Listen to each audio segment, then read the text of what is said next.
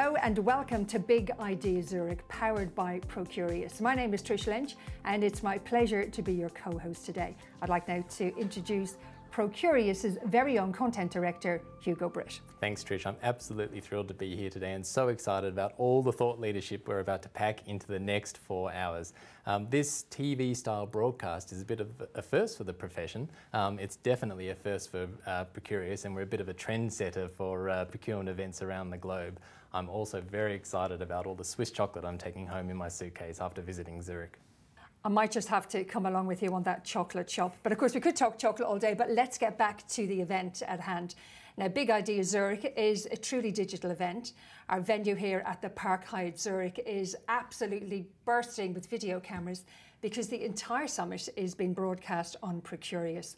So let me take this opportunity to welcome all our digital delegates from all over the world who are watching this event online, from their office desk, from their smartphone, or even from the comfort of their own home.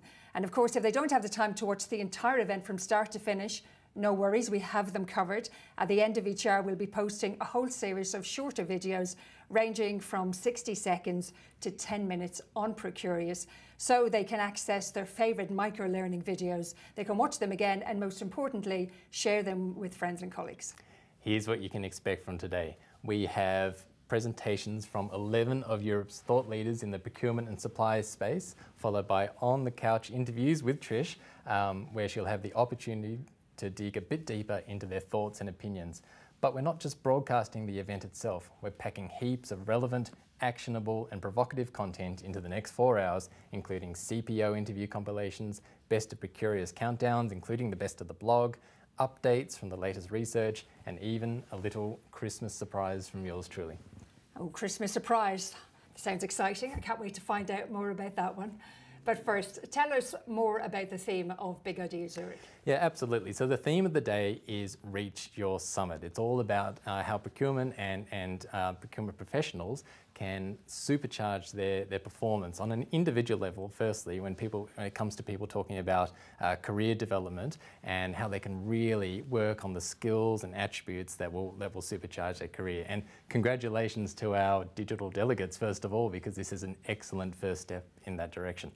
But the second way I like to think of this is that it's about the whole profession itself reaching its summit. So thinking about where procurement and supply have come from, this very transactional back office function, and how they've moved from there, all the challenges they face and the peak they still have to climb in getting from there right up to becoming a highly agile, strategic, trusted business partner that's really seen as you know, a mover and shaker in their organisation. And Procurious have published some research that illustrates this point, haven't they?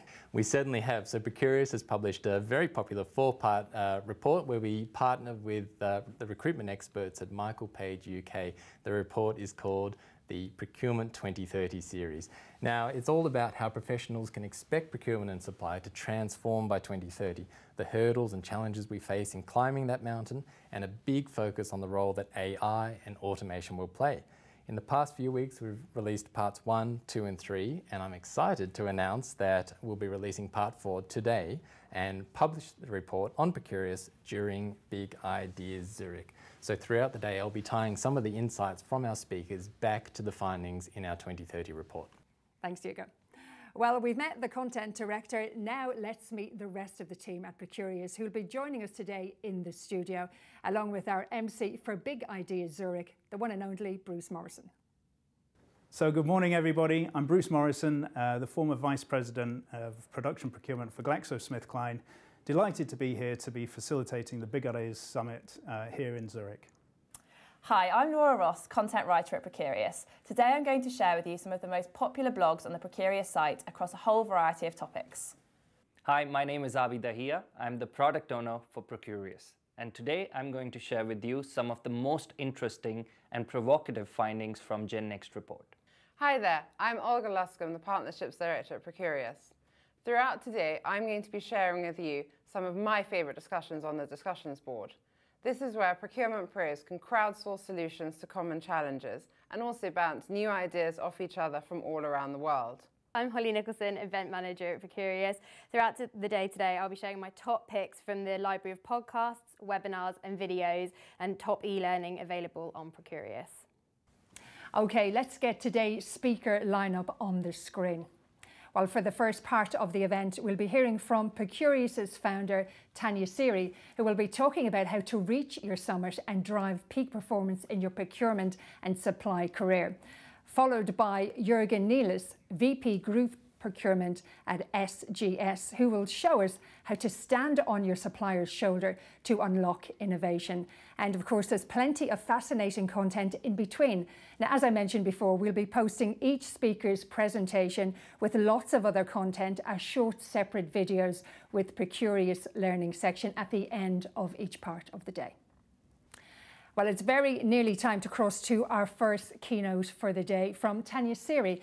But before we do, we want our online audience to get involved. Please post your comments, your insights and your questions in the Big Ideas Zurich group on Procurious. And you'll be in the running to win some fantastic prizes, including a Parrot Bebop 2 drone.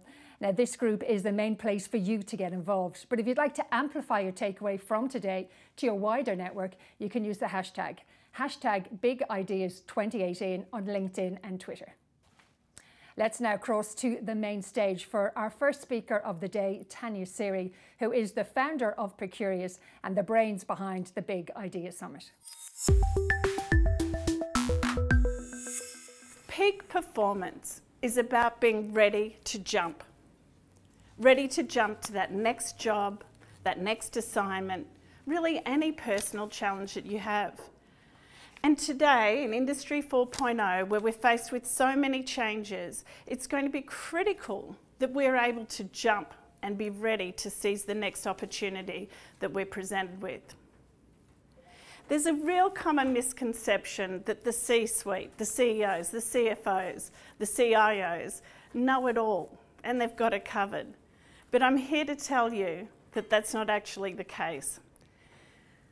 The executives are just as concerned and worried and thinking about the unthinkables as the next person, and they're looking for people who can jump in and offer solutions. And part of our goal at Procurious is to make sure that procurement and supply chain are the first with the answers. So how do we do that? How can we be the ones that the C-level turns to for the answers? Well, I think the first thing, and I'm sure that we all agree, is that we actually need to know where the C-suite's heading. One of the big gaps we have in procurement and supply chain is actually understanding what is the corporate objective? Where is this ship sailing to? Where is the point on the horizon that we're all heading to? And that's probably the number one opportunity for any aspiring professional today, is to actually get their heads in the space of where the organisation is heading. And you don't need an MBA, you don't need to have studied strategy. What you really need to do is just stay connected and make sure that you understand and read about your company and understand where the company's heading. Probably one of the biggest frustrations for most professionals, and when most young professionals want to jump ship and move to another company, is when they just get so frustrated with not understanding where they fit within the whole picture and why decisions are being made. And let's face it, most companies are going through one or multiple different phases of changes at any point in time. In our profession, we're always in a cost-down environment. But a lot of you are also going through transformation, or your industries are being totally disrupted and you're needing to totally transform or innovate what you're doing and what your company delivers. So these are really big changes that we have to make. Our personal careers, even if you're the start of your career, you've generally made a bit of a reputation for yourself. You're known as the cost cutter, or someone who's really good at innovation, or someone who can bring the organisation together. But the challenge is that whether that personal style actually aligns with where the company's going. And as I've joked with people, you know, heaven is probably where you're the innovator and Steve Jobs comes back from wherever he's presiding today and is your CEO. Perfect. Or you're the ultimate cost cutter and Warren Buffett comes in as your CEO or chairman. Absolutely fantastic. But as we know, life is not like that. And often we have to change our personal styles to align with where the company's going. So I think that's one of the first changes that young professionals and even more mature professionals need to make today, is to actually understand where their organisation is going and to change their alignment and get in line with that direction. So, okay, we've had our personal moment. We've looked in the mirror. One of my favourite sayings is that the only common denominator in your career is you. So you've got to look in the mirror. It's always easy to look at everyone else and say, you know, it's my boss, it's my peers and whoever. So that's probably the first step, is to look at yourself. But okay, we're aligned. We're ready to go. The next thing really is to make sure that we can deliver the goods. And I think this is a real challenge that a lot of people have today in the profession. We're expecting to be promoted, to be given lots of opportunities, when we actually may not have the runs on the board. And I was really interested, probably a lot of you, anyone who follows me knows that I spend way too much time on LinkedIn.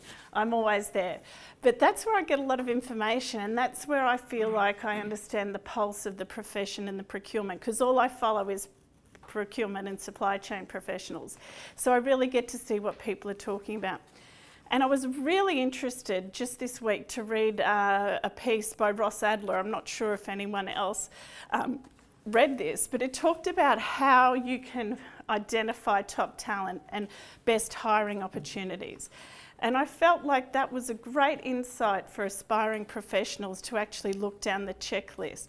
He really recommends using phone interviews, because I'm sure we'll hear about our biases a lot today, but actually visually or sitting against someone really messes up the hiring process. But I'll digress, because we could talk about hiring all day.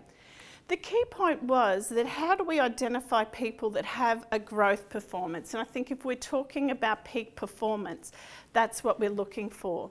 And on this slide, I'll show you what Ross Adler has said. And if you go down that list, it shows things like volunteering, gets stretch project opportunities, puts themselves forward for awards, gets rehired by bosses. And I think it's just a very handy checklist for us to look, particularly if we're a high potential employee. And I think if we summarise all those things, we can get it down to 3 really basic points. And I'm sorry, they're very boring, they're immutable truths from my perspective. Number 1, get on with your boss. And actually, get on with most people you work with. I love that movie, Bridge of Spies. I don't know if anyone else has watched it, but one of my favourite lines in there is, the boss may not always be right, but the boss is always the boss. And I think that's one of the big things with your career, is obviously you don't want to be misled or do anything unethical, but at the end of the day, your boss is the biggest proponent for your career. But so are your stakeholders within your organisation and your suppliers. All of these people can recommend you for your next job. So if you are in your peak performance and you're ready, those people can actually be some of your biggest proponents. The second common theme for high potential is to put yourself forward. Now, I know a few of the more mature members of the audience will sort of scoff at that, and I think it's something important that Generation Next needs to be conscious of, is that your hiring managers and your bosses may be a bit wary that you're putting yourself forward too often. So I don't want to discourage anyone for putting themselves forward, but certainly there's this conception, or perception I should say, that Generation Next are expecting promotions too quickly. But the reality is, unless you put yourself forward for that next project, unless you're in the fray, unless you're on social media, unless you're doing something where you're visible, the reality of the situation is that you probably won't be remembered in the next round of conversations. And I'm talking totally out of line here, and I've got absolutely no data to back it up, but I will go with a generic statement which says that women may be the worst at this. Because I believe that women often think, I'm doing my job, I'm doing the right thing, I'll just keep working hard, and may not put themselves forward as much. But I'm going to leave that to the professionals today to either confirm or put that one to bed for us. So put yourself forward. The third point, and I mentioned it earlier, is really just to deliver. There's nothing that beats building a trophy cabinet, and that's one of the things that I encourage everyone. Have deliverable projects that you can actually put an ROI to, that you can point to. We were just having a chat earlier over coffee, and we were saying when we go through a CV, we look for the numbers. What have you delivered? And can others actually demonstrate and agree that you've delivered that? That's the number one thing. If you're at peak performance and you want to move on to the next level, you have to have a number of projects that have actually demonstrated. Thank you for your time today, and I just wanted to wrap up. I often get feedback when I speak that I don't have any actionable outcomes, and just for a bit of entertainment I thought I'd summarise by saying some of the quotes I had. Be ready to jump. You are the common denominator in your career. Align yourself with your organisation. The boss may not always be right, but the boss is always the boss. Final point and a new point. You may not be able to change the world, but you can change your category. And I think that's my final inspiration for everyone. No matter where you are in your organisation, you can demonstrate leadership that others can recognise. You can make sure that your category strategies align with the business. You can make sure that you've considered all the environmental, economic and social outputs or impacts of that category. And you can also explore how AI and RPA can be used in that category. So although you may be in this huge organisation, you can really focus on the areas of control. Thank you.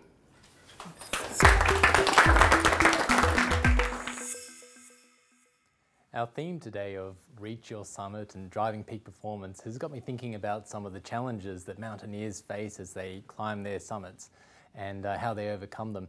It's the same in a way when you come to procurement professionals and how the way they climb and try to reach their own career summit. So let's have a look at what some of those challenges or hurdles or peaks that procurement professionals have to overcome actually are. So the first thing to share is that we know what the summit of the peak looks like.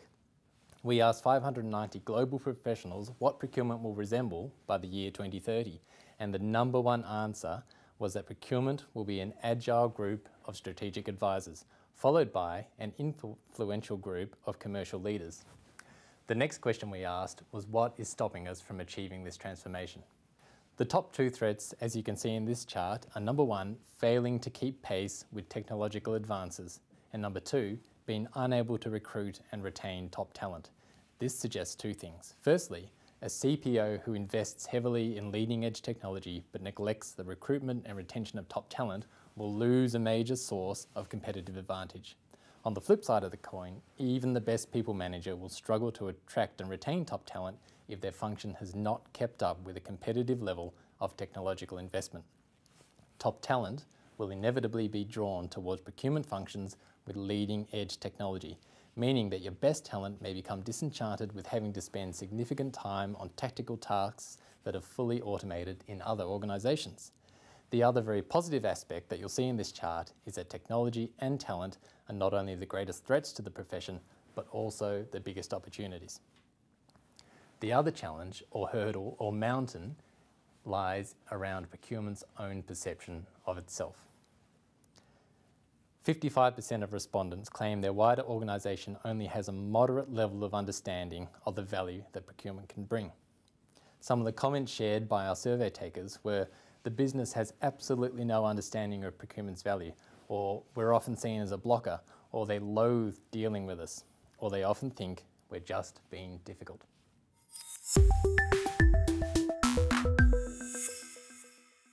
Digitisation, AI and automation are big buzzwords in procurement.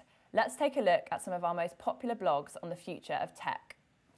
In Hey Procurement, the rise of chatbots in supply management, procurement tech guru Bertrand Monteverne explores the benefits, limitations and pitfalls of chatbots in procurement. A digital transformation is set to take place in the coming years, and the procurement world can expect substantial changes as a result. Bertrand Monteverne discusses the two obvious challenges of digital transformation that everyone ignores. Is AI doing your head in? Tanya Siri offers 7 tips for making headway with your cognitive sourcing project. Can leadership be automated? Will AI soon take over procurement negotiations, communications and problem solving? One thing is certain, no skill set will remain uniquely human forever. We explore in Procurement 2030, would you report to a robot? And finally, Lucas Manganaro reveals why digitisation is the gift that keeps on giving. Hi Abby. Now I understand that Procurious have carried out some research and some of the findings are quite surprising, that the majority of people don't actually trust their boss. Tell us more about that. First of all, for the record, it's not my opinion, so because it's for the boss. But the most interesting thing was 54% of all the survey responders do not trust their boss with their career. Some of the comments that we heard were, my boss doesn't want me to leave. My boss is terrific, but it's up to me to seek opportunities. And the last one that I hated the most was, my boss is too busy. I think that's the worst thing a boss can do, is not give time to their team. But what do we learn from that is mostly that professionals need to seize the opportunity to take control of their own career. And on a management level, I think managers need to be incentivized to promote the growth of their team members and make sure that they move ahead in their career. We know that everybody loves a prize, and believe us when we say that we have prizes falling from the top of the Swiss Alps. Now, as a registered digital delegate, you're in with a chance to win one of our 8 amazing giveaways, including the big ticket item, a Paris Bebop drone worth £450. Plus, we have Patagonia t-shirts, Fjällräven backpacks, lashes of Swiss chocolate and Herschel beanies, all up for grabs. We'll be doing 8 prize giveaways throughout the day, with the winners selected every half an hour. So to put yourself in the running, you simply need to get involved on the Digital Delegates group, posting your comments, your insights or any questions that you may have. May the odds be ever in your favour.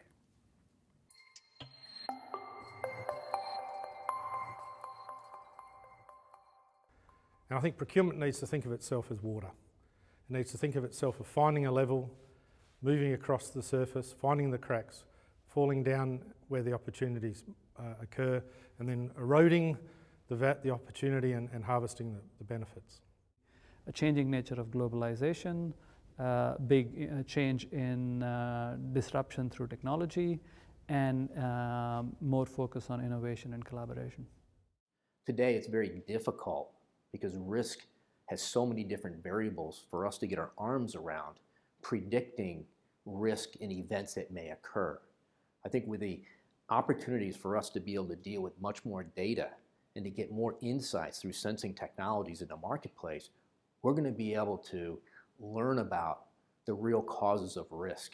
Blockchain will become pervasive and transactional activities will be replaced by augmented intelligence technologies that can help our procurement professionals. I think our procurement professionals will focus on soft skills, on relationship management, on creativity and innovation, and on collaboration with suppliers. You're in the office and you want to know how much you spend with a certain supplier, and you just ask Alexa or equivalent type of technology, and it gives you the answer. Or you ask how much you spend with the supplier, or what is my risk position with that supplier, or where could I find new suppliers in China? And you get the answer immediately. Nothing is going to be as it is today in that time. We're seeing the rapid change of trends and disruptions in the marketplace, so it's going to be true to say how we're operating today will bear no reflection on in about 8 to 10 years' time. Procurement's going to look very similar as it does today. I don't think any of the predictions of the uptake of technology are going to be anywhere near as rapid as the predictions are. If I think about my experience in the public sector, in 2005 we introduced e-sourcing. The wider public sector still hasn't done that. There are still pockets of zero technology. So I think this pace of change is nowhere near as predicted. I see a continuation of automation, a further development of AI, perhaps some cognitive. I think it's inevitable that we will see the innovations that come from digital transformations becoming the forefront of our function. I don't think that will take away from the requirement necessarily for us to be spearheading the drive, working with our suppliers to drive cost efficiencies and innovations. Of course, you'll need oversight for the process that's now automated, but it's going to be a much smaller, thinner process than what we're currently used to. But there'll still be very much a need to operate on an end-to-end basis and drive value across the supply chain at a strategic level. That's how procurement's going to evolve, in my opinion. And I think increasingly procurement projects will be termed, they'll just be business projects. So again, I think we should see ourselves with a much broader remit and certainly definitely operating at a much higher strategic level. The traditional procurement model will have ended. So I think that we focus a lot now on very old-fashioned ways of looking at things, very much around how can you get item A at a slightly lower price. Those things are incremental. We really need to be thinking about how do we build partnerships, how do we build structures, how do we actually get our suppliers really hooked into the business. I think certainly on the direct side we're going to have some serious environmental challenges. So the plastic pact that was announced today will have a massive impact on how we engage as a business.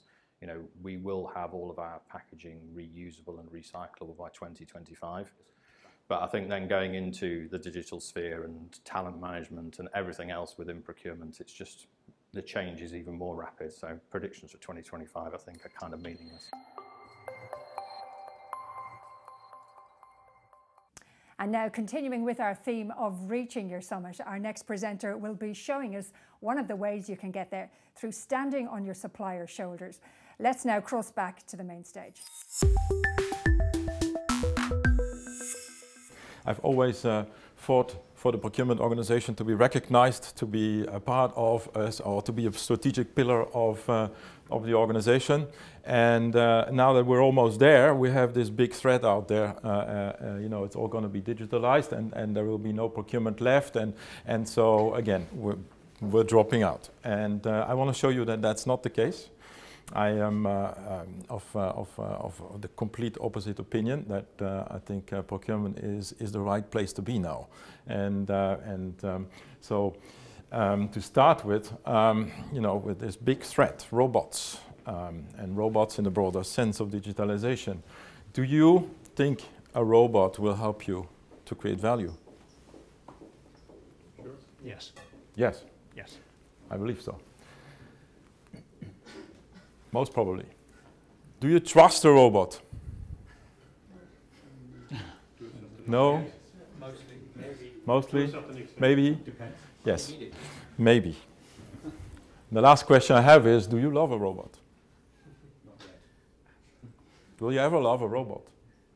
My wife doesn't like being called a robot. So, to be honest with you, likely not. So it may be a threat, but on the other hand, I think what I want to say here is that our future is not with the digitalization as such, but the digitalization is an enabler for us to be and stay humans, because the human factor will always be at the center, in particular if you look at procurement in the future. So at SGS we've created a vision which is very simple. It's called the partner of choice. And it's interesting, this is going more or less viral in the organization. Everybody talks about partner of choice. Some talk about slave of choice, but most talk about the partner of choice. And I think that is one of the most important things, to really working on the same level as your partners, understanding your partners, and developing the procurement from the outside to the inside, speaking their language. And it's what Tanya was saying as well. You need to understand what your stakeholders and your customers really need, and then you can work on it. So it's all about maximizing value and innovation for your stakeholders and your suppliers to create efficiency, but also profitable growth. We can, as a procurement organization, really drive growth. I'm pretty sure about it. So it is, for me, two main skills that a procurement professional needs to have. It needs to be, she needs to be an entrepreneur, and the entrepreneur is there to make things happen in the organization. And to make things happen in the organization, again, you have to understand what your stakeholders need. So you need to connect your suppliers with your suppliers' capabilities with what your customers really need. And secondly, it's all about being an entrepreneur. It's being about taking the right decisions based on what you know from the market, drive the value out of the market and connect that to the business. And in the end, robots, digitalization is an enabler. So you need to be digitally integrated and automate and drive your effectiveness and your efficiency through digitalization. And anyhow, the things that will be automated, they will be automated. Anyhow, they're boring stuff, no? So it's about the P2P, it's about the transactional stuff. That's not what we want to do in the future. We want to create value. And I have a good example in a few minutes. So basically, one more topic, which is, or one more slide on the intrapreneur and the entrepreneur. What we've done at SGS, we've created a so-called supplier relationship management process, and in that, an advanced technology group. The target that we have is to really first, again, understand what the stakeholders need and understand what's happening in the market. Combine your intrapreneurial and entrepreneurial skills, connect your suppliers with the business, create and develop solutions with your suppliers, then deliver those solutions and start to influence the organization. It's a process that will take time, but if you do it right, we as a procurement organization will be recognized, I am pretty sure, and we see that happening, and I've seen that happening also at my other companies I worked before. So the example I wanted to tell you, and it's really exciting because I came from our last workshop in Berlin yesterday,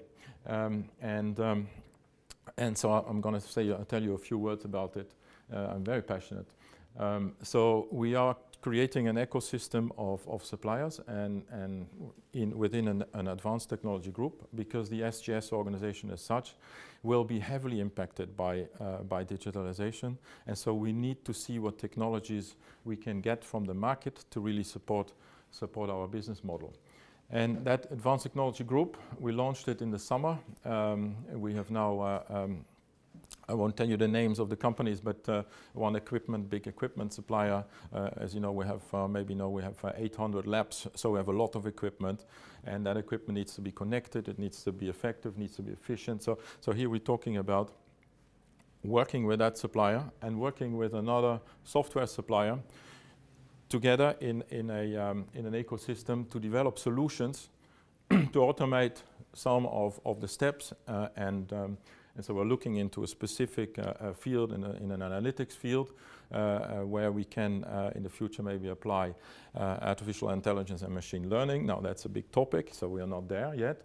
And we had that workshop yesterday, and the day before we went to the labs. We went to the labs with our suppliers. We had the lab technicians joining, we had scientists joining, we had AI and ML people joining, and what we did is we mapped out the process in very much detail based on a design thinking methodology, and through mapping that process together, all three parties, we were able to really find the places in that process where we can improve, where we can automate, what we can do in terms of software, in terms of process, in terms of future technologies. And it was really exciting to see.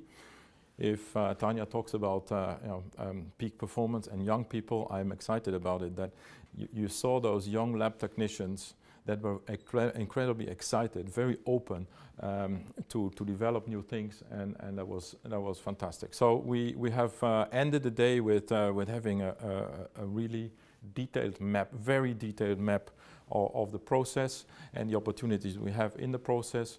And now we're going to continue to work together on exactly those things to optimize in an ecosystem. And who knows what will come out? We don't know yet, but it has really helped us to get to a really innovative solution. And we cannot do that by ourselves. You really need the people from the supply markets. Yes, that's a bit what I want to say. So please engage young people. I think that's good, because they are the people of the future. They are open. They bring new ideas, and then try to work across different boundaries. The entrepreneurial skills should be really supported. And what I try to say to my people as well is, in a way, don't always follow exactly the rules, but bend these rules as such. Maybe sometimes break the rules, come up with good ideas, come up with new solutions, and then we will, by implementing, by trying out, by being pragmatic about it, we can deliver new solutions. There's an expectation out there that even if supply innovation isn't one of procurement's main purposes at the moment, it will certainly be so within the next decade. We asked 590 procurement professionals what they believe is the main purpose of the profession today and what they believe it will be by the year 2030. In this chart, you can see that the traditional purposes of cost reduction and risk management are expected to make way for other factors, most importantly, supply innovation. An important point to make here is that this doesn't mean that cost reduction will be neglected entirely. I'd argue that as a procurement function matures and you've picked all the low-hanging fruit, you actually need to be very creative or innovative in working with suppliers to keep unlocking cost savings. Another research finding that I'd like to share with you is around supply engagement. We asked how procurement pros imagine their engagement with strategic suppliers will differ in 2030. 15% said engagement will be increasingly automated with very little human intervention required. 73% said it will be more personal and human as automation will allow us to focus on building strategic relationships. And only 10% believe engagement will be the same. So we're looking at a future where apps and web apps will drive collaborative processes through event triggers and notifications. Productive engagement will increase with this technology. And at present, a lot of time is wasted in arguing with suppliers about the data. If we have a source of trusted data that comes from the AI and we know that we can actually trust that, we'll be able to spend our time in these supplier meetings really talking about the things that will drive value. Okay, Holly, tell us about your favourite webinar on Procurious. So earlier this year, we partnered with SAP Ariba to help promote their Procurious with Purpose campaign. It focuses on key issues including modern slavery, supply diversity and sustainability. My favourite from the series is one called Don't Go Chasing Procurement Unicorns. It highlights the benefits of employing people from diverse backgrounds over hiring somebody who simply looks great on paper. It talks about how it's not good for the success of your business. And now I'm joined by Jürgen Nielis. Jürgen, great to have you with us. Thanks for joining us and great presentation, by the way. Thank you very much. Now, I enjoyed it. Yeah. If there's one thing that you want the delegates here today to take away from your presentation, what would it be? I would say procurement is the place to be. Even looking at all the digitalization and the robots and automation which is coming, we will have an even better role to play in the future. I am so convinced about it, but it's a different angle. So we need to more focus on business partnering, we need to more focus on supplier relationship management, develop our entrepreneurial skills so that we can make things happen in the organization. And of course, staying an entrepreneur who knows what he's talking about in terms of the market and where he can find the value for the company to maintaining leverage. A work-life balance is something that everybody wants to get right. How do you manage your work-life balance and how can that lead to peak performance? I would say the number one thing is being passionate about what you do. That Loving is what you do, yeah. The number one thing. Passionate about what you do and having an environment that is really supporting you and creating energy. So, having said that, I think the family is very important. Of course, feeling well at home, feeling well with your kids, having a good relationship. So that is already a strong basis. And then you need to have a really good team. So having a collaborative leadership style, being interdependent, being really building a team of different professionals with different angles, with different characters, and so you can really flourish from within your team. And then, it's of course also how can I make things happen in the organization and being successful about that. That's great, Jürgen. Thank you for joining us today and enjoy the rest of the summit. Thank you. Being on Procurious is about connecting with your peers. We have groups by interest, by procurement category, and by geography. There are many to choose from, and you can find your tribe on Procurious. Supply chain leaders play a critical role in their company's success. Are you a supply chain professional? Then join our Supply Chain Pros group. In collaboration with IBM Watson Supply Chain, this group is filled with news and content relevant for supply chain professionals. Do you understand the issues surrounding palm oil? How can blockchain ensure your supply chain's consistency? Read the discussions around these issues and more in the group. Check out the groups tab on Procurious today and see which one can help you.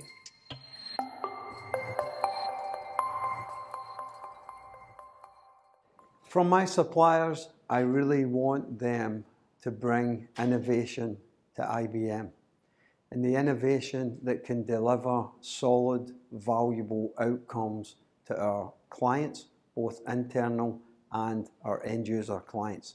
That's the real value of our suppliers. What I really want from the suppliers is to be able to deliver the right solutions to our business to create value for Transurban. I would go a step further to say from our strategic suppliers, I'm looking for transparency and innovation again so that we can truly partner to take the business forward. What I'm looking for from suppliers? Well, I think it depends on who the supplier is. For the majority of suppliers, we're looking for good, reliable service at an acceptable price, and without any surprises. For those key suppliers though, we're really looking for them to bring benefit into a business. I would like our suppliers to hold us to account more, quite honestly. So we are customers obviously, and this is hard to do, but when they see opportunities, when they see ideas, when they see other fantastic initiatives that are happening outside of our particular relationship, I want to be told about it, but also I want them to be more forceful in making sure that we listen. Probably, if I was in one word, it would be honesty. You know, what makes us difficult to do business with, and what are the hidden costs that really arise from the fact that we might not be as good a customer as we maybe think that we are? So I'd really want to start with that conversation with them, you know, have that conversation with us, you know, how can we work together better? And essentially, you know, it's a trite thing to say, but how can we move that supplier-customer dynamic much more to a partnering dynamic? I want support of the business strategy, so I need my suppliers to understand what the business is trying to achieve and be willing to listen and be willing to try that little bit harder than everybody else, because we're a premium manufacturer and we expect the best from our suppliers. What I really want from suppliers is loyalty. I really want them to support my small businesses on the journey and walk the path with me. So loyalty is the big thing for me. It depends on what I'm buying. So I think it really depends on what you want from that supplier. Something will be very strategic. Conversely, if I'm buying a paperclip, I just want a paperclip at a low cost when I want it. Whereas if it's something around delivering our milk to our factories, then that's more structural in terms of how we engage with that supply chain. So if we just assume that the price of entry is that we have got the best value for money from our supply base, what I really want is innovation. We want to be first to market. We want to have the opportunity to work with our suppliers on cutting edge technology, innovative ideas. Digital is pervading everything at the moment. So getting our suppliers to a place where they feel comfortable having those discussions with us. What I really want from my suppliers is honesty. I want to be able to sit in front of them or sit next to them and have a conversation about the issues of the day. I want to understand what's their problem, and I want them to really understand what my problem is. And I want to combine those two things together and deliver an outcome. What I really want from our suppliers is beyond, you know, the right price and good quality, is just ideas and insight. So I think they know the market better than we do. They're in it all the time. So insightful ideas and things that we can use and bring into our company to help us be better is what I need from our suppliers. To consistently deliver on their promises, to provide innovation to help our organisation to grow in our direction of travel, and to work frictionlessly with our business. The most important thing for me is transparency and candour, which is basically the foundation of trust. To me, if you have to rely on the contractual terms and conditions that you've struck with a supplier, you know, the game is already lost. I think it's very important to actually understand each other's respective positions on both sides of the table. Look, suppliers, from my point of view, they're huge in helping me deliver, right? They're a partnership, and I can't do it without them. And what I really look for is sustained innovation and excellence in delivery, right? And how can we do things better? How can we look at what's happening in the marketplace and the industry and bring that to me, some thought leadership, but also is really understanding my business and then coming towards me and offering up solutions, potentials, ideas that, you know, I can take up if need be. I think too many vendors just sit there and just do the same old, and deliver on BAU, and they can deliver really, really well. But that's not good enough these days, right? The world's changing. There's a lot of disruption going on, and I think sometimes the vendors are too scared to disrupt their own business.